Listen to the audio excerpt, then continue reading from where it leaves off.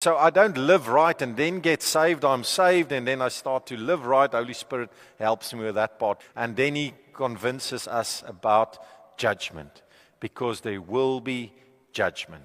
This is an important point. Whether some faith groups believe in this or not, there will be a point of judgment, and there will be an eternity after that, either with the Father or without the Father. Titus 3, but when the goodness and loving kindness of our God, our Savior, appeared, that's Jesus, He saved us. Not because of works done by us in righteousness, can you see?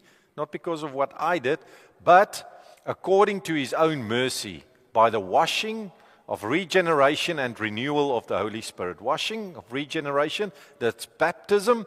We believe Jesus is the Son of God. I accept Him as my Lord and Savior. My baptism is the point where I decide this is my old life. I start to live a new life. So everything changes. And then Holy Spirit renews me and I start to live as a new person. That's why my baptism does not come at a point in my life when I'm ready, because you will never be ready.